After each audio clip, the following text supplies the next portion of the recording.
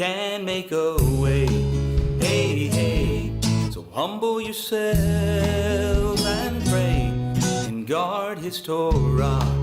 Obey each day. Hallelujah, hallelujah. Hoshiana, Hoshiana. Hallelujah, hallelujah.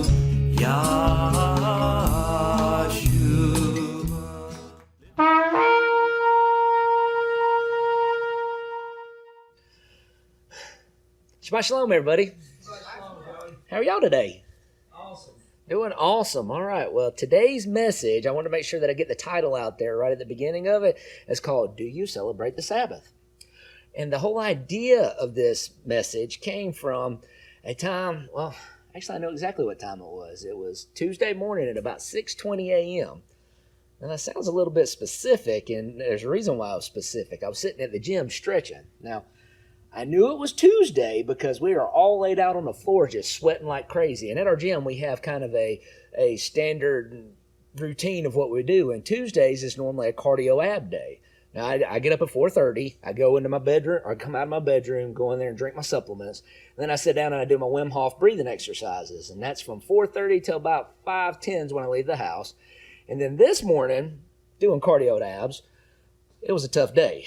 So we were doing interval training with abs associated with it. So the interval went like this.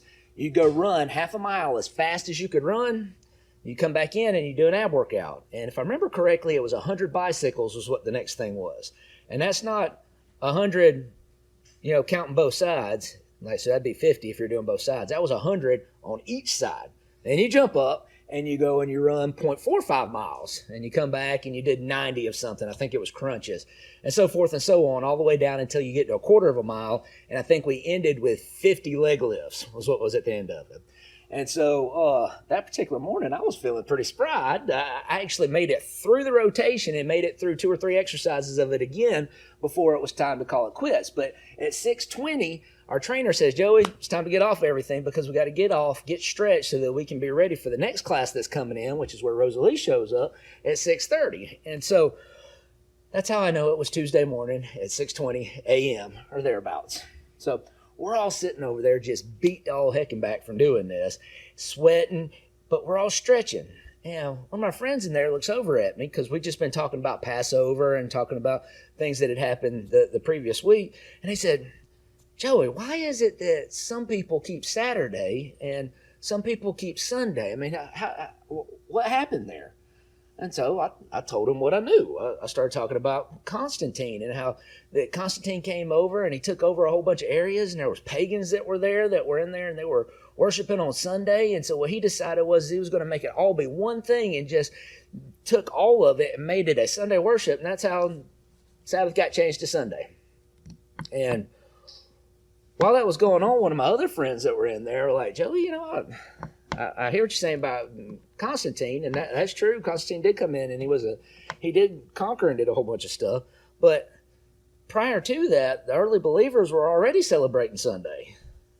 And that caught me off guard just a little bit. And I was like, you know what? I'd like to go and investigate that and see what is true and what is not true. And so what I'd like to do with y'all today, and I'm sure y'all remember it already, but I'd like to go through the history of what we saw happen with Constantine, just as a refresher. So,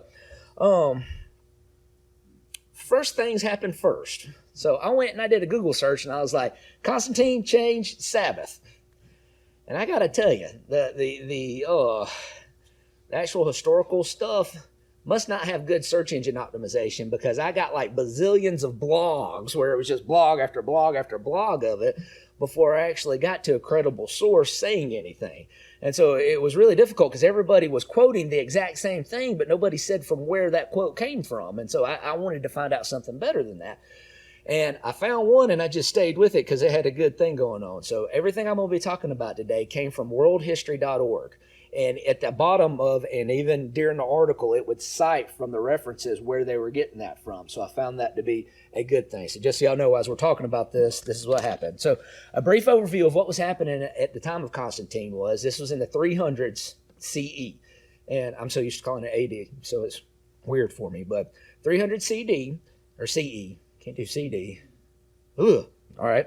So CE. Yeah, it was in the 300s. That's what it was. But it was during the 300s. And what was going on right now in Rome is Rome had actually become divided. They originally started out as one empire, and that empire got broken up into an east side and a west side. And Constantine, he didn't start out being elevated like that. His daddy was actually part of the Roman government, and his dad got elevated to the office of Caesar, and Caesar is right below emperor. So I didn't know that until this. And so his dad was the Caesar, and once his dad became Caesar, poor little Constantine had been over here with his mama in a different town, like way far away. He called up Constantine and said, come be with me. And so while he was over there, they were at a battle, and his daddy got killed, and at that point in time, they elected Constantine to become emperor. And so he was the emperor of the east side, and there was another fellow that was emperor of the west side.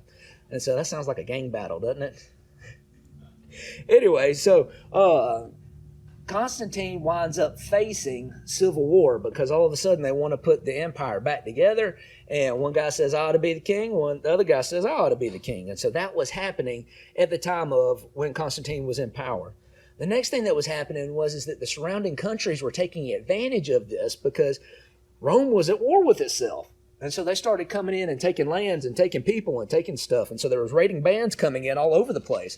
Constantine was having to battle that as well. The other thing that was going on during this era and before were the early, and I'm going to call Christians, because that's what they call them in most of the historical stuff, they were being persecuted like it was nobody's business. When I say persecuted, their lands were being seized, their wealth was being seized, and their lives were being seized. They were being literally burned at the stake during this time just for their belief patterns. So all that was going on whenever Constantine came into power, right? I'm going to start reading. Here are some quotes from the worldhistory.org that tells us a little bit about Constantine, and I want to start out with what his religious views were, because they normally call Constantine the first Christian emperor. And so, but it's good to know where he came from to know what was going on with that. All right. During the reign of Emperor Aurelian, the cult of Sol Invictus, and Sol Invictus means the invincible or unconquered son, was promoted as his family's cult, and his being Constantine. This cult also embodied concepts of Jupiter, Apollo, and Helios. Sol Invictus merged from another popular military cult that was with Mithras. At that same time, Aurelian also reorganized imperial finances and regulated imports and the price of food throughout the province. His ideals may be summarized as one God, one empire. All right, Constantine's dad's name was Constantius, and then his son Constantine were both members of the cult Sol Invictus. That's important to know because their whole thing was soul worship. That's where was sun worship. That's where he came from. Constantine was most likely exposed to Christian teachings, however, when his dad called him up and they were doing their traveling over in Britain areas and things like that. All right, the next heading was Constantine becomes a Christian. Remember how I said they were at a civil war?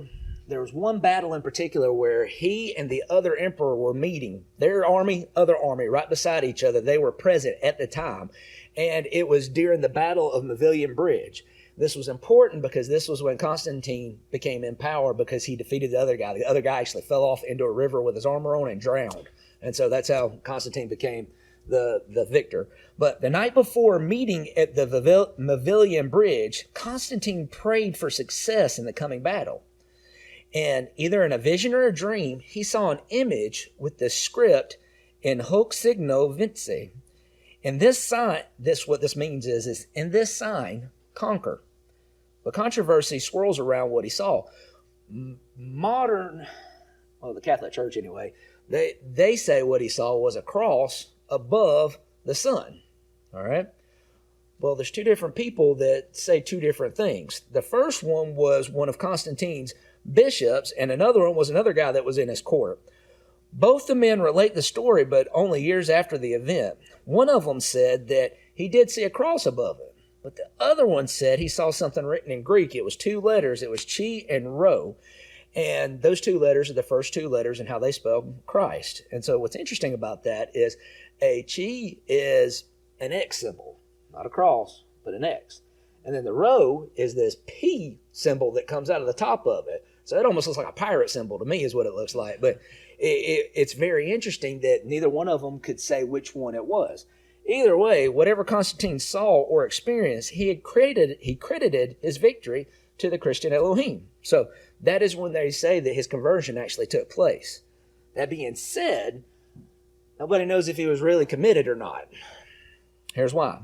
Many books on Constantine continue to debate Constantine's commitment to the Christian faith. Criticism of Constantine's conversion involves the following elements. First, the Edict of Milan legalized Christians, but left all the native cults in place. And we'll talk about the Edict of Milan here in just a little bit. So if he was so devout, why didn't he go ahead and outlaw all the other pagan stuff? Instead, he just did himself. I think there are other motivations, and we'll see that here in just a minute. Second thing was, he built this really cool monument to himself. It's called the Ark of Constantine. And y'all seen it before. It's like this big thing. It looks like it ought to be in England, the way that it's built. But it's sitting right outside the Colosseum.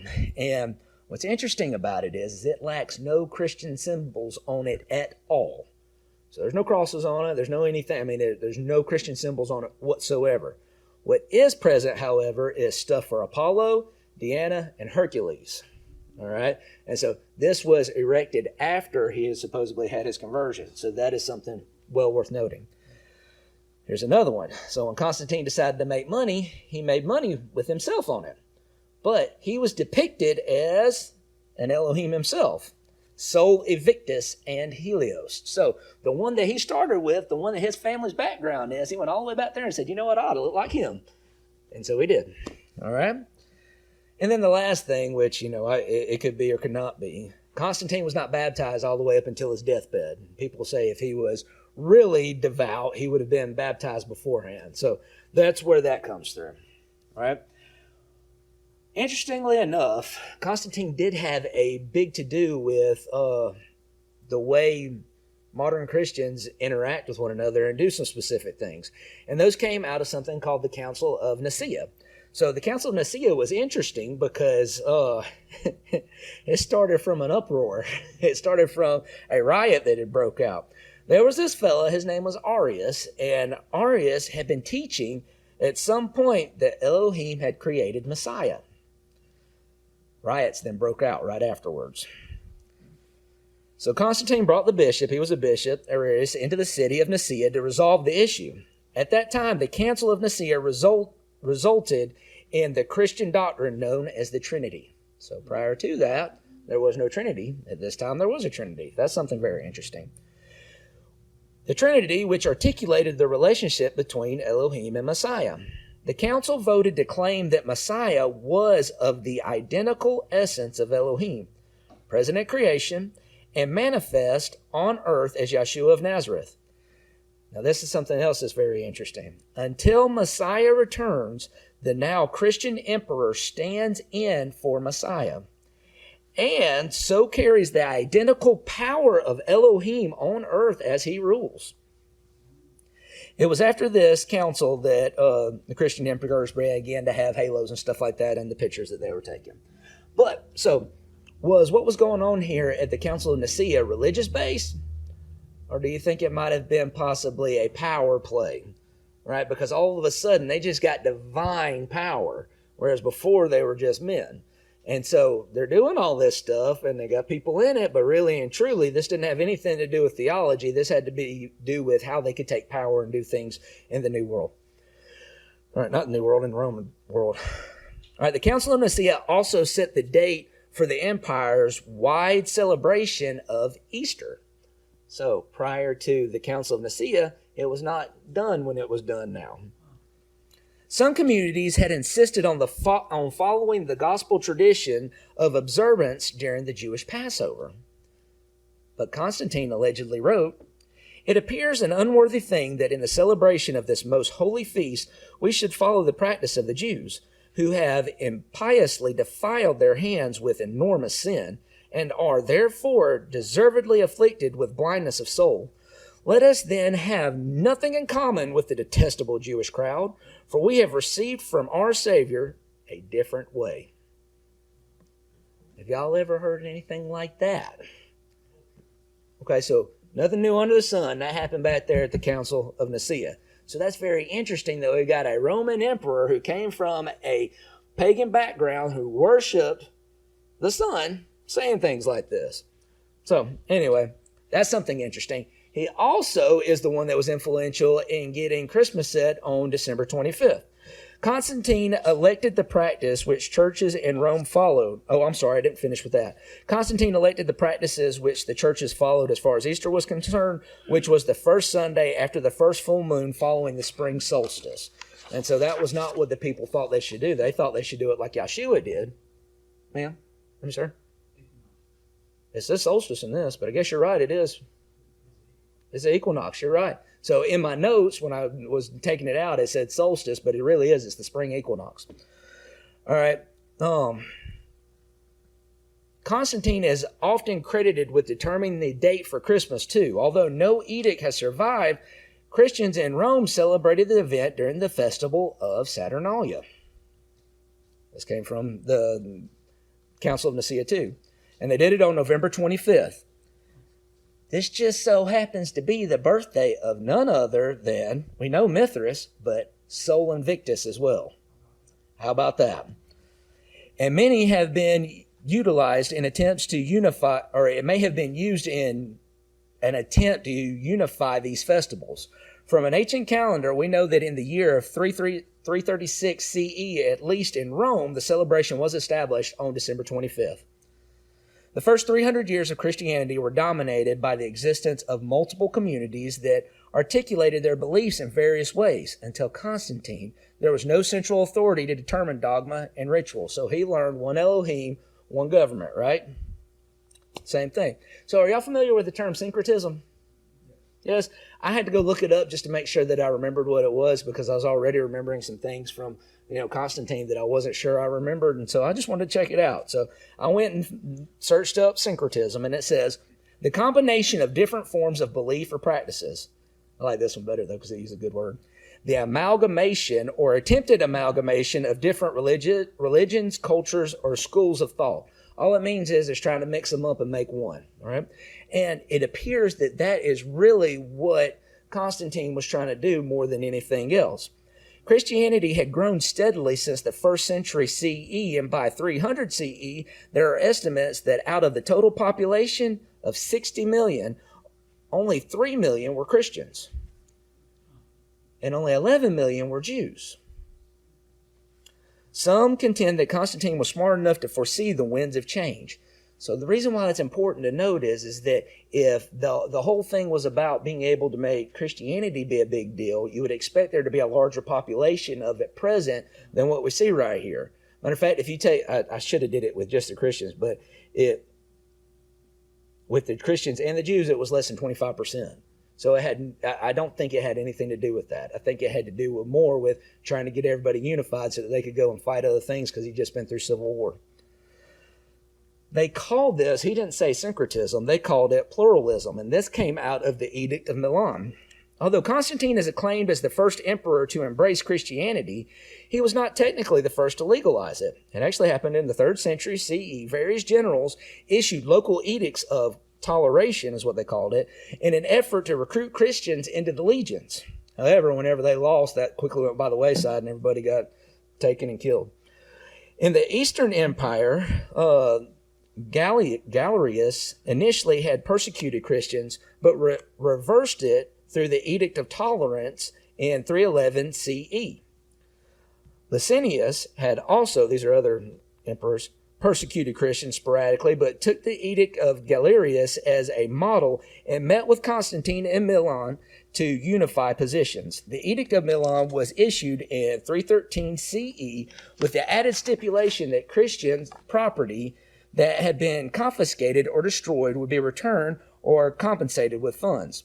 The word toleration is often used to describe Rome's position for the numerous native cults.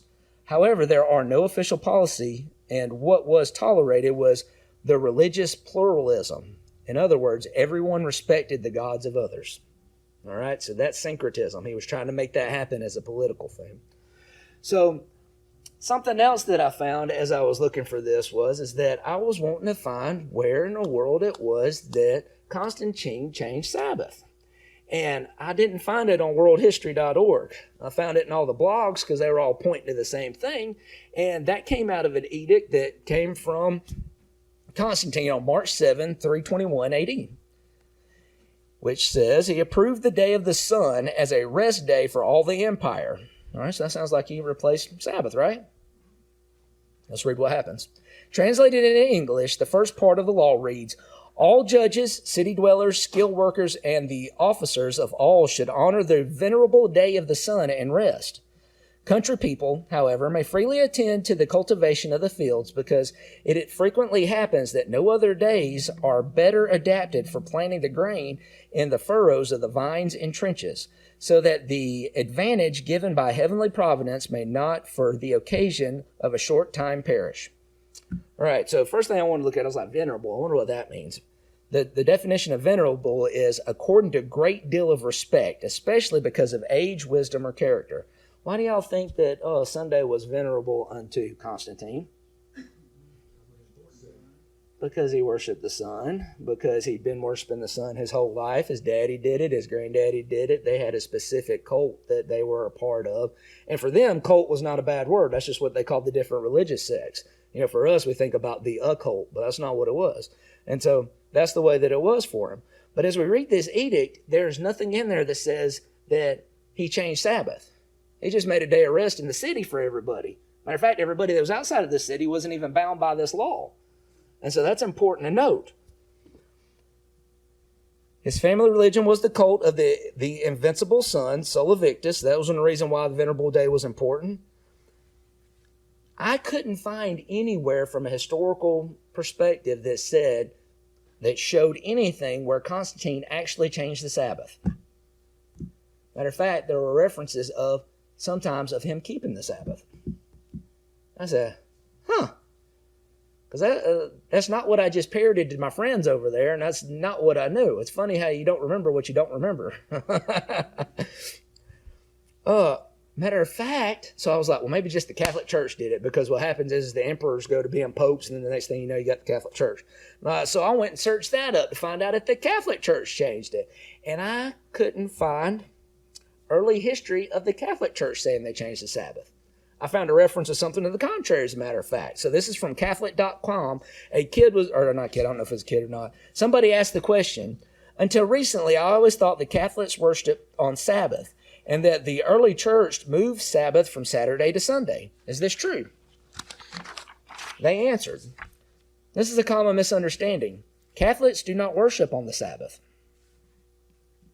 And say they changed it. They said they do not worship on the Sabbath, which according to Jewish law is the last day of the week, when Elohim rested from all the work that he had done in creation. Catholics worship on the Lord's Day, the first day of the week. By the way, sometimes they call it the eighth day, and I'm not exactly sure why they call it that, unless it's just rolling over from being the next first day. Because Sabbath, the word Sabbath actually comes into play with talking about seven, and so the day after that could be construed as the eighth. So, but they do call it the eighth regularly in Catholicism.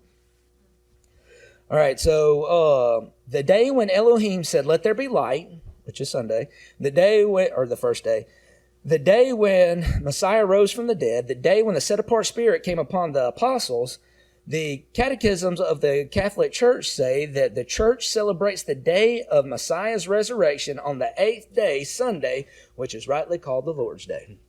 It's not until I get almost all the way into the 1800s that I find somebody that says, nope, the Catholic Church abolished Sabbath and we made it Sunday. And so that ain't far enough back for what I was looking for. So I was very surprised by that.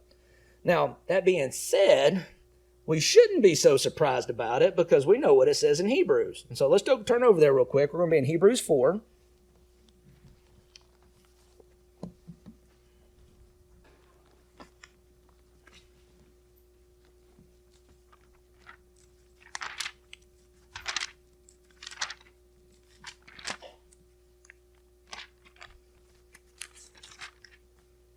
That's going to be on page 1164.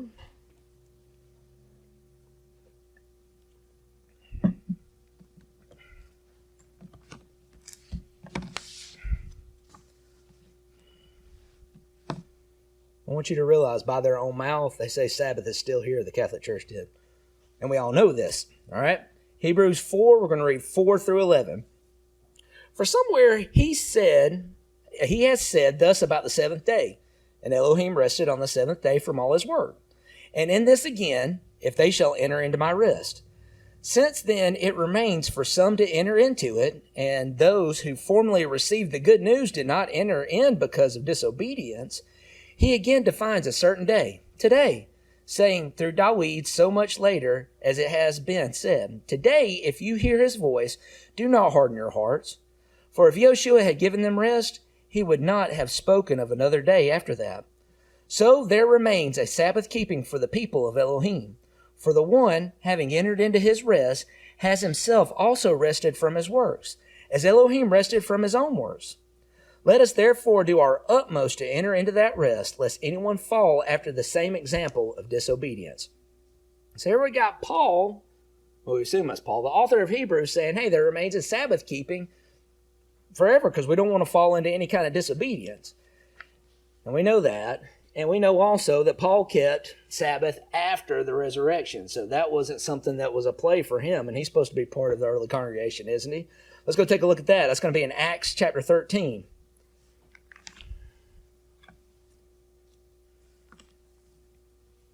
We're going to read quite a bit of this. This is on page 1065.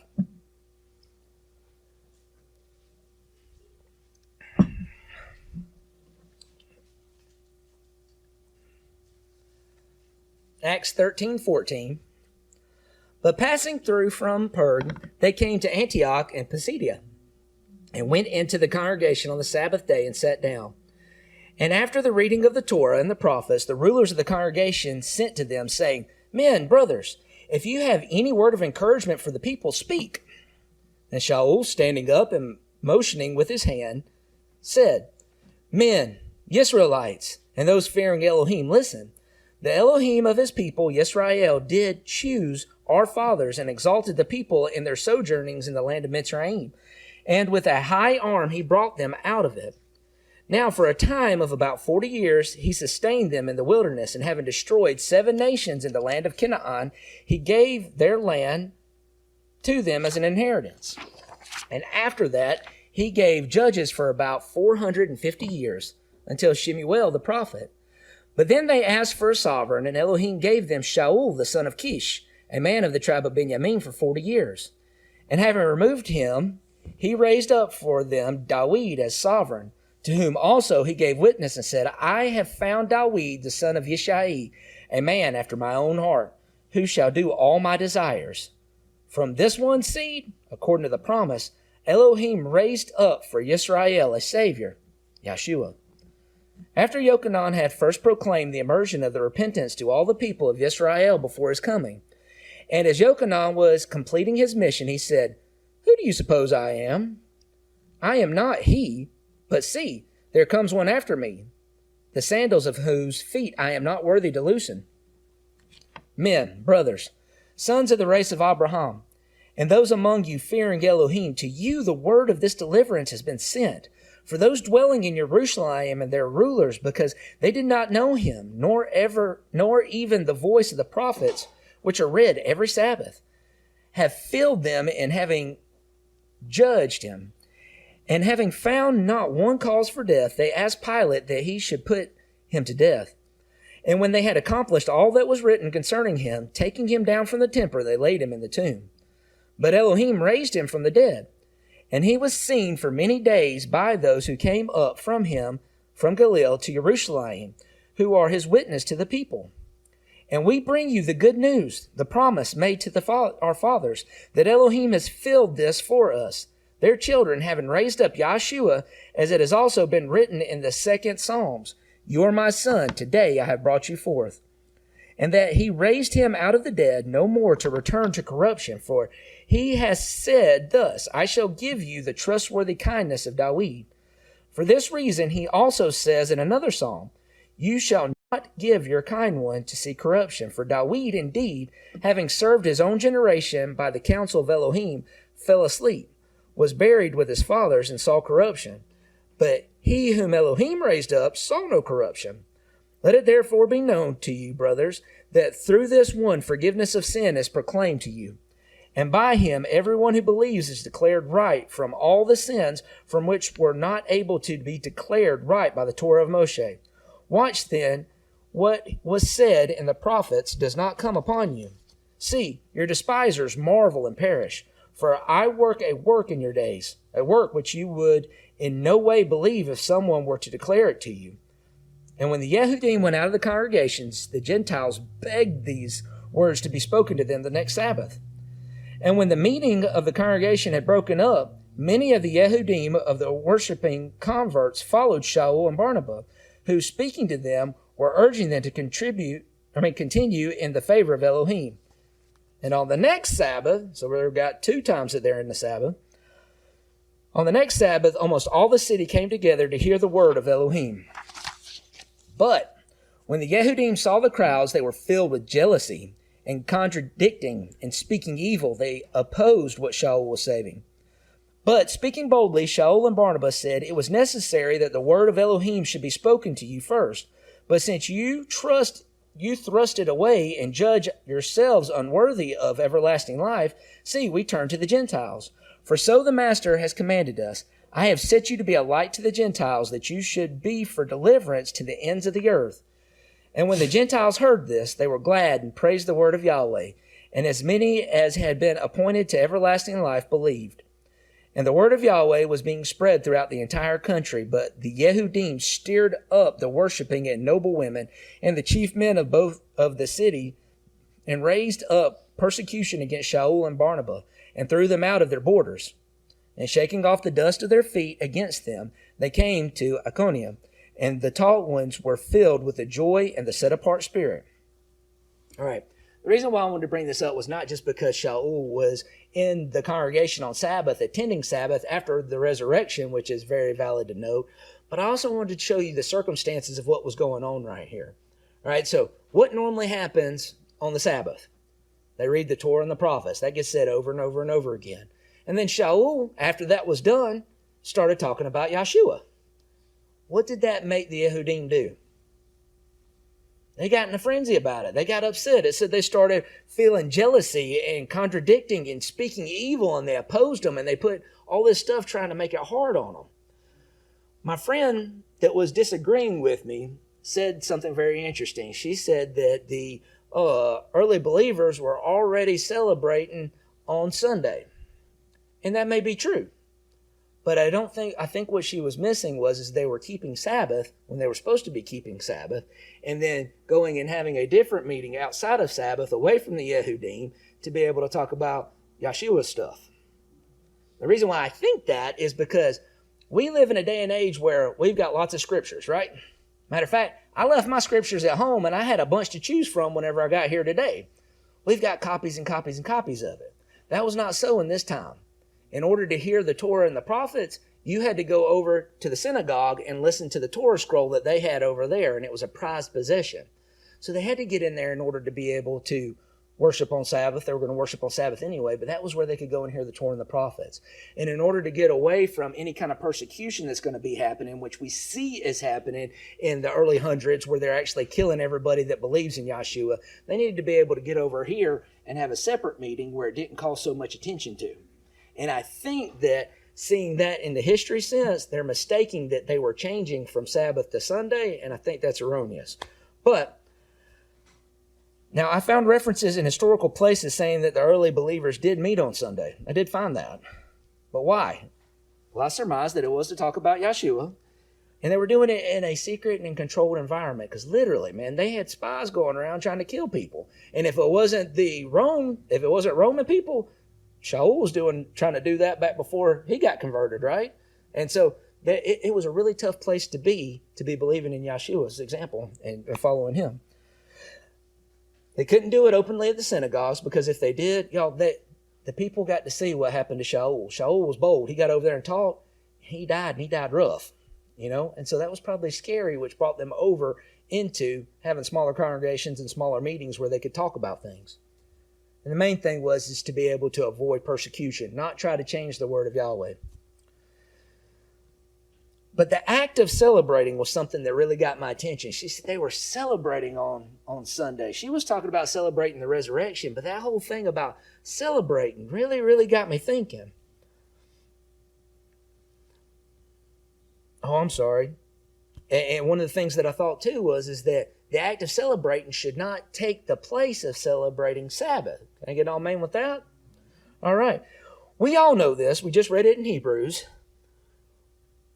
We should be celebrating the Sabbath. And let's see why. Let's turn to Genesis chapter 2. That's at the very beginning. Almost. Probably on page 1. Might be page 2.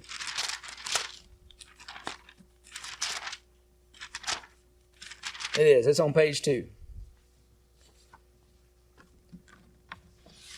All right. Sabbath is something we should celebrate, and here's why. Genesis chapter 2, verse 1. Thus the heavens and the earth were completed in all their array, and the seventh day Elohim completed his work which he had done. And he rested on the Sabbath day from all his work which he had made. And Elohim blessed the Sabbath day and set it apart, because on it he rested from all his work which Elohim in creating had made. All right?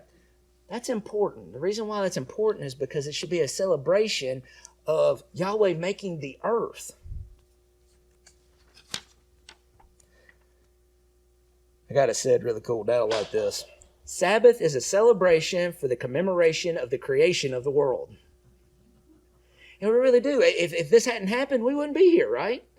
We wouldn't be able to go outside and see the beauty of the barley that me and Julie were talking about just a little while ago, or go and watch the butterflies or hear the birds or anything like that. It's something special, and it's something that we should remember all the time. Let's go look at the command, Exodus 20.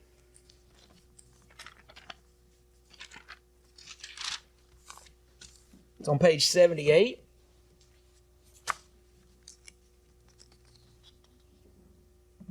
We're going to be in verse 8. Exodus 28. Remember the Sabbath day to set it apart. 6 days you labor and shall do all your work. I should have quoted it. But the seventh day is a Sabbath of Yahweh, your Elohim. You do not do any work. You, nor your son, nor your daughter, nor your male servant, nor your female servant, nor your cattle, nor the stranger who is within your gates. For 6 days Yahweh made the heavens and the earth, the sea and all that is in them, and rested the seventh day. Therefore Yahweh blessed the Sabbath day and set it apart. That's what we're supposed to be remembering. That's what we're supposed to be excited about. That's what we're supposed to be celebrating. But is that all the Sabbath is? No. Let's go look at Exodus 31.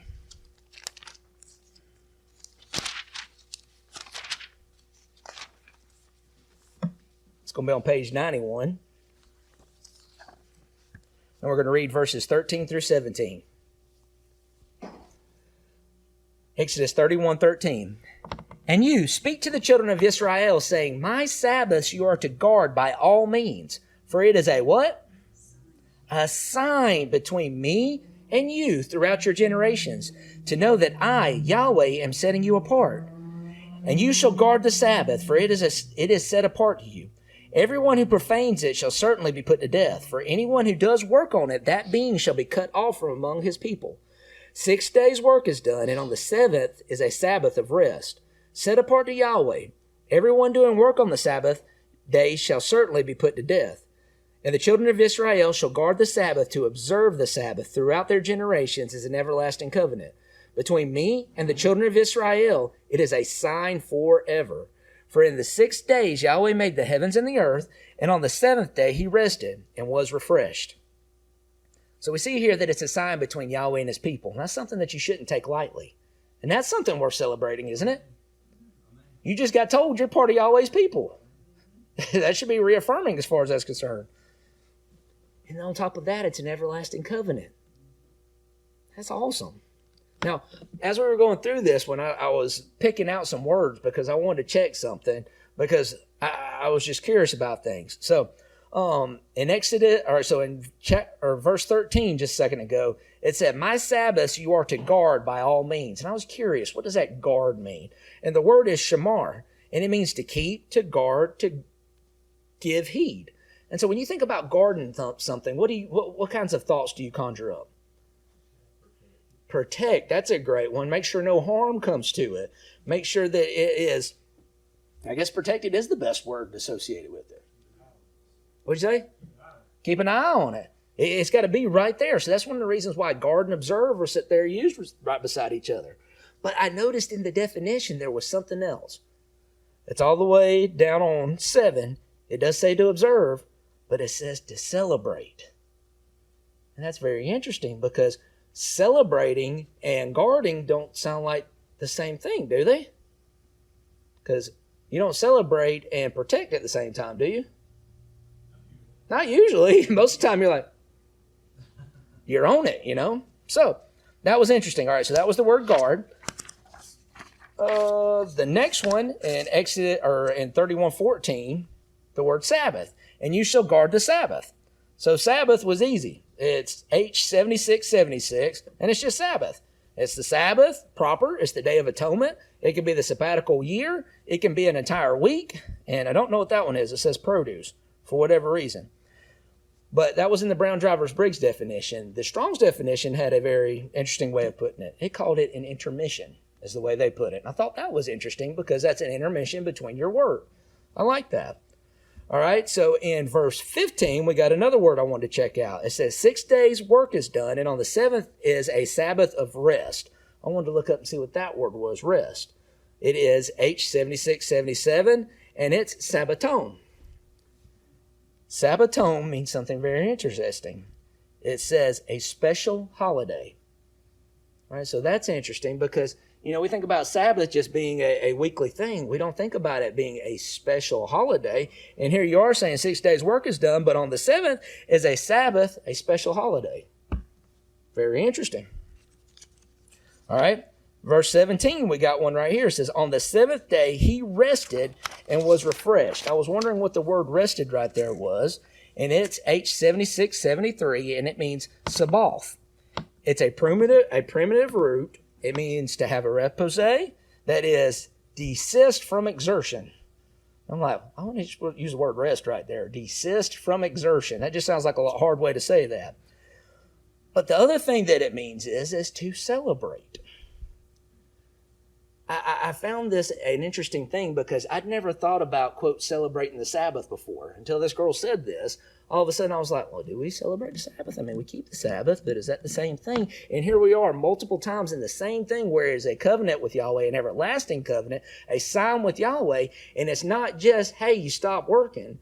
It is something that it should be celebrated. And that's big. Now, let me ask y'all, because I just wanted to know, what does celebrate mean? Joyous. Celebrate. To acknowledge with a social gathering or a enjoyable activity. How about that? So we know this is a set-apart gathering. It's at Moed, but it's a gathering of enjoyable activity. Let's see, I got another definition. To observe or commemorate with ceremonies or festivities. All right? So is that something that's supposed to be happening on Sabbath? I think yes. We should be having enjoyable activities and we should be having festivities. That's the way I think. We are supposed to be doing that on Sabbath, and this should come as no shock because it is, after all, the first feast day that's mentioned. You aware of that?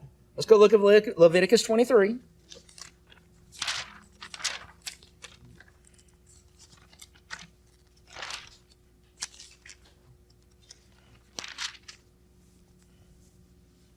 All right, that's going to be on page 129.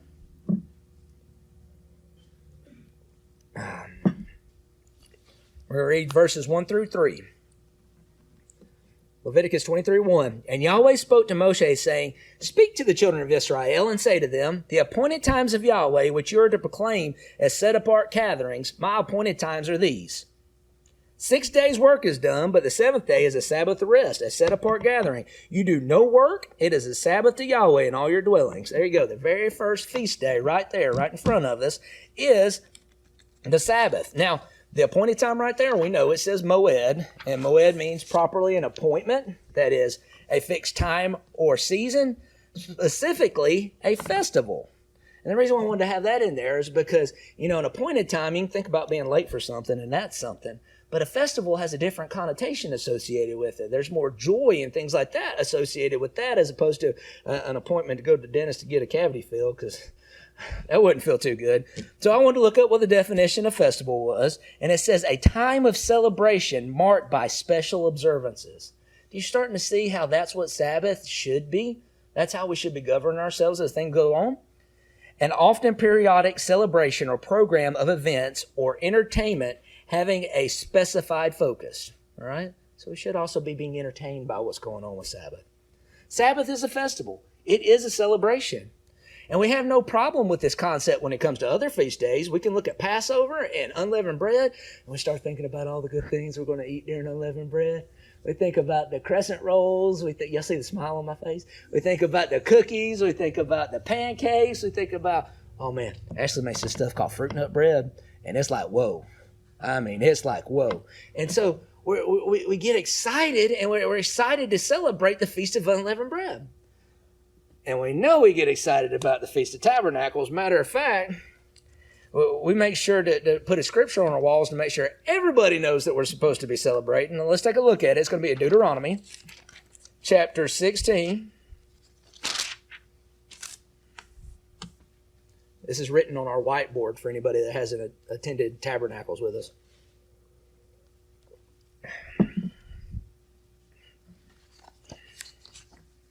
Deuteronomy 16, 13 through 15.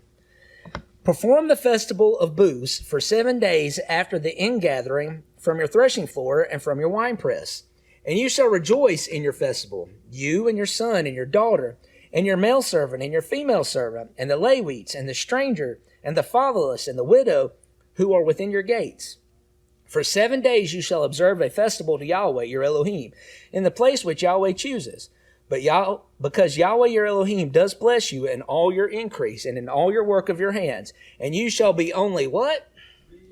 Rejoicing. So it's not far-fetched that this is something that should be being done at all the festivals. We got it right there specifically for Tabernacles, but we should be rejoicing. We should be celebrating. It should be a very, very good time. But I have to be honest on this. At my house, Sabbath is not always something that we celebrate. Don't get me wrong. We guard Sabbath. I protect the Sabbath. We don't watch regular TV. We watch only things that are biblically based. And I'm not even talking about like moral story type stuff. I'm talking about, I want to watch Bible stories. We only listen to religious music. Work shuts down. My guys, it's written in their contract, they don't go to work on Sabbath. Matter of fact, any of my contractors, they can show up on Sabbath in the contract, they get fired. And so we guard and protect it. But am I celebrating it? Sabbath doesn't always feel like a day of rejoicing and celebrating to me. I'm ashamed to say sometimes it feels the opposite. When I got a million things going on at work, and specifically when Sabbath's getting close to like 5:30, somewhere in there, I'm sitting there and I'm rushing like a madman trying to get it done, and I get home and I'm like, relax. And then my phone's still blowing up because everybody, and I'm getting text messages on my watch and text messages on, and I'm like, I can't look at that. Don't think about work. Don't think about work. Man, I could do that. Don't think about work. That is not celebrating. That's not rejoicing. It's actually very arduous for me because I have a hard time turning it off. And what we've discussed at my house, me and Ashley, I say, Ashley, I got to get this off my chest. Can I just tell you it? And that way it's gone. She said, okay. And so I'll tell her, and then I can relax a lot better. But still, that is a hard thing for me. When I have a million things going on at work.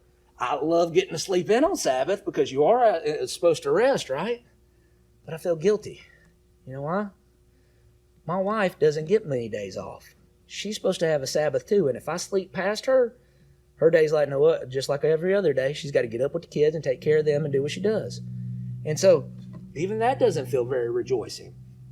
I felt guilty last night. I went and slept in the camper because I needed to have enough sleep to be able to get up and finish this message. And I slept great. And I got up and realized nobody else did. And I was like, man, so that didn't feel very rejoicing. When I come to worship and I'm watching my toddler, or even my kids in general, and we're sitting over here and we're trying to make sure that they stay quiet so that they don't disrupt. And I wind up having to walk outside in the hot and in the cold and just sit out there and pace with them. while we're at worship to make sure we don't interrupt anything, it doesn't feel very rejoicing.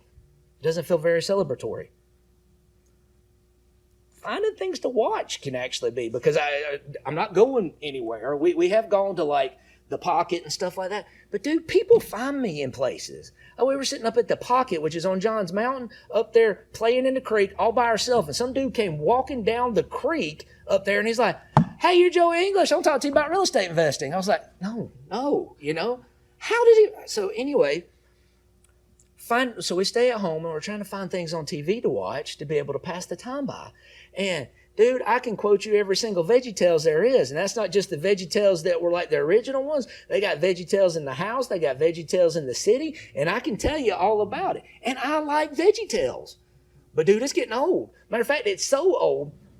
Y'all know who Pavlov is, right? All right, for anybody that doesn't know who Pavlov is, Ivan Pavlov was a psychologist. And he was working with dogs. And he didn't mean to find what he found. What was happening is that he had a bell on his door. When he walked into the door, it'd dingle. And he'd go in and he'd feed the dogs. Well, he started noticing that before too long, that as soon as he dingled the bell, whether it was time to feed or not, the dogs would start salivating. And so there was a stimulus of the bell dingling that made a physiological response of them salivating. And that's called classical conditioning. So Ivan Pavlov figured that out. By the way, my wife is not a dog, but she has been classically conditioned. She's been classically conditioned in multiple facets. The first one happened with, seems to happen around pregnancy. Do y'all know who Enya is? She's a musical artist, and when Seth was a baby in his car seat, in the car, he would freak out, y'all. He would sit there and cry and just like this panic, and it was terrible going anywhere in the car. Somehow we figured out that if we turned on Enya's Celtic Moons, he'd chill out. So the classical conditioning came when Ashley got pregnant with Ariel, and she was having all this nausea. And she said, "Oh, man." And she turned Enya on, and oh, man. And she said after Ariel was born, when you turn Enya on, she'd start getting nauseous. Not kidding you. So flash forward to now, we got Eliab there. She was having nausea with Eliab, and she was worried to death that VeggieTales was going to make her nauseous. That's how much we watch VeggieTales. We've got The Chosen. Dude, I could sit there and quote The Chosen. And I love The Chosen. It's great. I'm waiting for the third one to come out. But it's just like trying to find things to be able to pass the time is difficult, and it doesn't make it feel very celebratory. Instead, what I find myself doing is I'm sitting there, I'm like, okay, we're sitting here. That's not what's happening over now. We got about an hour and 47 minutes, give or take a couple seconds. Okay, it's not yet. And I don't think that's the way that it ought to be. That's not the way that it ought to be. Don't get me wrong. I guard the Sabbath. But just guarding the Sabbath is not the same thing as celebrating the Sabbath. But I do have to say this. Celebrating the Sabbath is so important that Yahweh reminds us to do it on His highest Sabbath ever. Let's go check out Leviticus 23 again.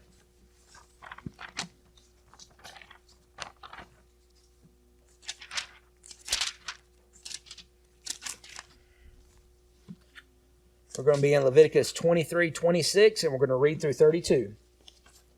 And that's on page 130.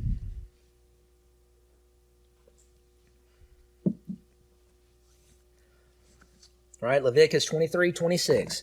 And Yahweh spoke to Moshe, saying, on the 10th day of this month, 7th month, is the day of atonement. It shall be a set-apart gathering for you. You shall afflict your beings, and you shall bring an offering made by fire to Yahweh. And you shall do no work on that same day. It is the day of atonement, to make atonement for you before Yahweh your Elohim. For any being who is not afflicted on that same day, he shall be cut off from his people. And any being who does any work on that same day, that being I shall destroy from the midst of his people. You do no work, a law forever throughout your generations and all your dwellings. It is a Sabbath of rest to you. And you shall afflict your beings on the 9th day of the month at evening. From evening to evening, you observe your Sabbath. Y'all know what that word observe right there is? Shamar. And part of the definition of shamar is to celebrate. And I was wondering, the only place where I saw where it said Shamar Sabbath like that was right here in regards to Day of Atonement. It made me wonder, why did Yahweh choose right there to use that? And I think what it is that he wanted to remind us that even on the day when we're afflicting our being, we should be joyous about it. The reason why is because all he's asking us to do is afflict our beings for one day. And on top of that, we have deliverance on the other side of it. And we should be rejoicing and celebratory of that fact. Now, we're not going to get to celebrate like we normally do, or go out and eat all kinds of really good food. That comes afterwards. But he's saying that we should do that. And I don't think that's so far-fetched, and particularly when you couple it with Isaiah 58. So let's turn there real quick.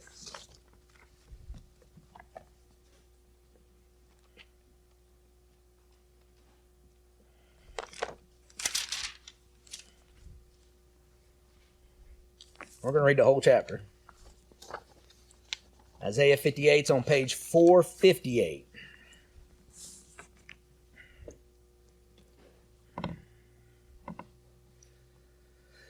All right, 58:1. Cry aloud, do not spare. Lift up your voice like a ram's horn. Declare to my people their transgression, and the house of Jacob their sins.